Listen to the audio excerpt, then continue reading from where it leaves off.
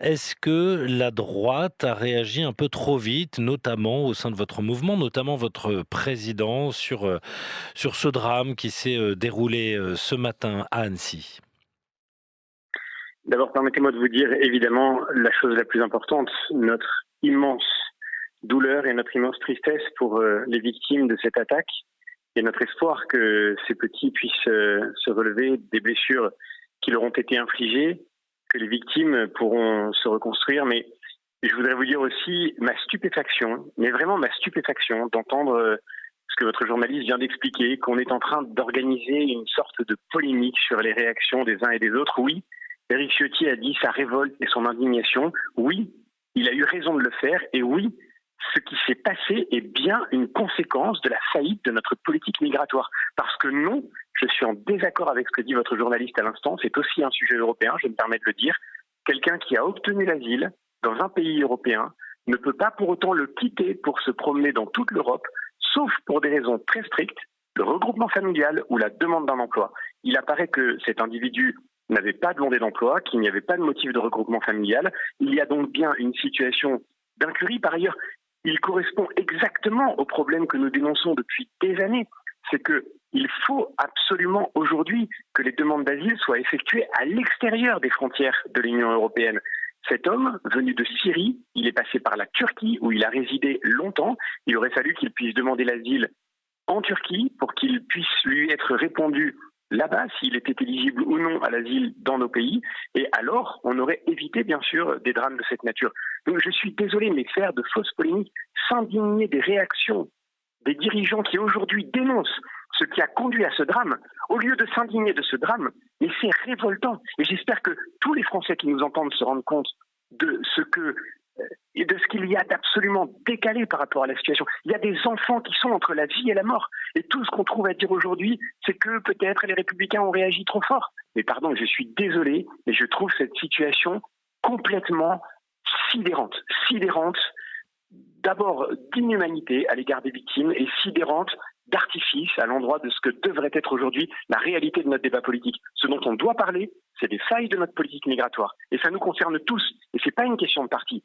C'est l'enjeu pour la sécurité des Français qui aujourd'hui concerne toutes les familles, tous les parents qui demain vont aller dans des jardins publics se demander s'ils vont devoir croiser quelqu'un qui cherchera à poignarder leurs enfants. La question qui se pose aujourd'hui, c'est comment est-ce que l'État va enfin les protéger. La question qui se pose aujourd'hui, c'est pas est-ce que les partis politiques utilisent des mots trop forts pour décrire une situation comme celle-là. Mais François-Xavier Bellamy, l'homme, d'ailleurs, si vous avez été invité, c'est justement que c'est une question qui se pose à l'échelle de l'Europe. Mais cet homme était en situation régulière puisqu'il avait obtenu l'asile en Suède. La question, elle se pose vraiment de que faut-il faire davantage pour protéger les Français. C'est ce qu'a dit d'ailleurs ce soir dans le 20h de TF1 Gérald Darmanin, qui a aussi précisé qu'il avait noté une coïncidence troublante entre la notification du rejet de la demande d'asile du suspect en France le 4 juin dernier et son passage à l'acte aujourd'hui. Il se refuse quand même à faire un lien direct entre les deux.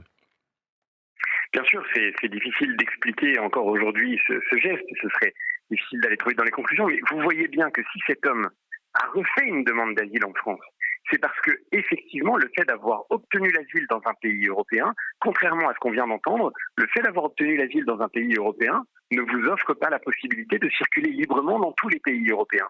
Pour pouvoir aller d'un pays à un autre, quand vous avez obtenu l'asile en Suède, si vous voulez venir en France, vous ne pouvez le faire qu'à deux conditions. Théoriquement, parce que dans les faits, effectivement, nous savons bien que notre impuissance à maîtriser les flux migratoires, aussi bien entre l'extérieur et l'intérieur de l'espace Schengen qu'à l'intérieur de l'espace Schengen, nous condamne à subir ce type de situation d'impuissance.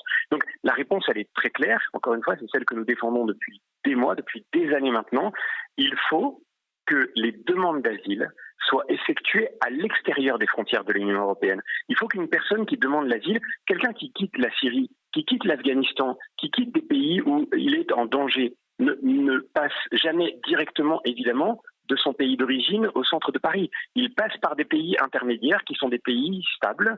Je pense par exemple à la Turquie. La Turquie aujourd'hui, c'est un pays où un Syrien qui quitte la Syrie n'est pas en danger et donc il peut rester en Syrie. C'était le cas de cet individu, rester en Syrie le temps que sa demande d'asile ait été instruite dans les pays européens. Aujourd'hui, le grand paradoxe, c'est que pour demander l'asile, et c'est un paradoxe mortifère, pour demander l'asile, il faut avoir posé le pied sur le sol européen.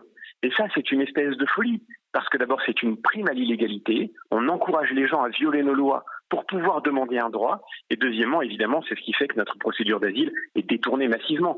Comme vous le savez, une immense majorité des demandeurs d'asile en France sont déboutés de leur demande, mais une immense majorité de ceux qui sont déboutés ne sont jamais reconduits dans leur pays. Et ça, c'est ce à quoi M. Darmanin devrait répondre, parce que le ministre de l'Intérieur est comptable du fait que les OQTF, les obligations de quitter le territoire français, qui sont prononcées en France, sont très peu exécutées, sans doute moins qu'elles ne l'ont jamais été dans l'histoire récente de notre pays. C'est ça l'impuissance de l'État, et cette impuissance de l'État, elle conduit notamment au drame que nous avons connu aujourd'hui. Notre invité François-Xavier Bellamy, député européen Les Républicains, vous évoquiez la situation donc de ce Syrien qui a agressé au couteau 6 personnes ce matin sur le lac d'Annecy. Quelles sont vos propositions, puisqu'en l'état actuel de la législation, on va le rappeler, mais même le ministre l'a dit, il n'avait pas besoin de formuler de demande d'asile puisqu'il avait déjà l'asile depuis 10 ans en Suède. Rien ne l'empêchait de venir en France, François-Xavier Bellamy.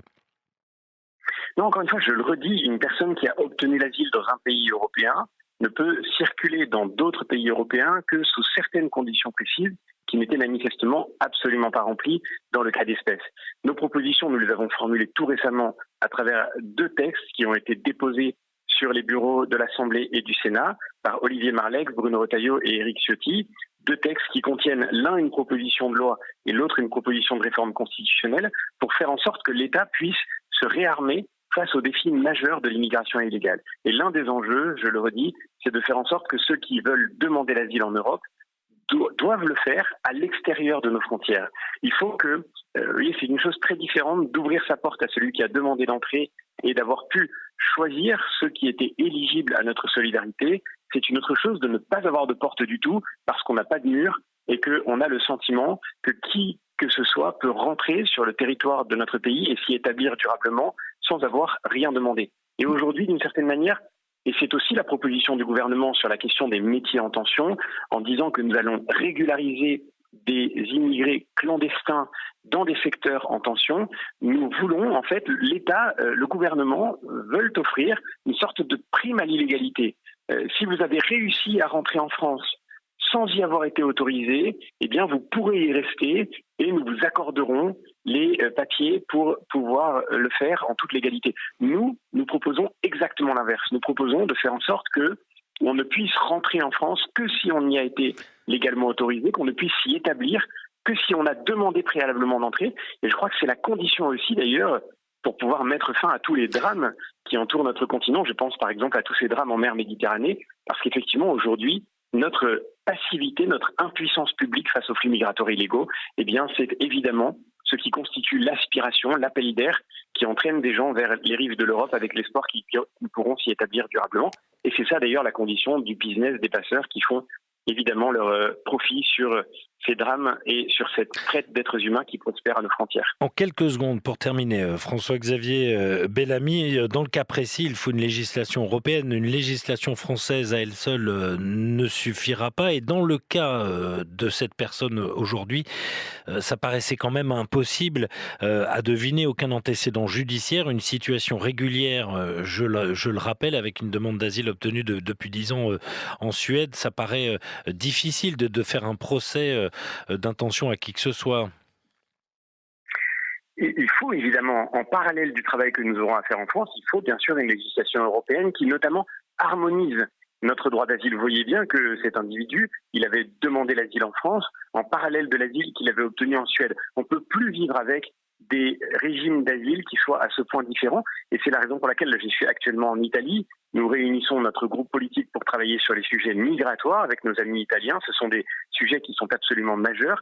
Nous ne voulons pas, comme l'a fait le gouvernement français tout récemment, opposer la France et l'Italie sur la question migratoire. C'est une question qui nous concerne tous. Et nous devons réussir, au contraire, à harmoniser nos législations.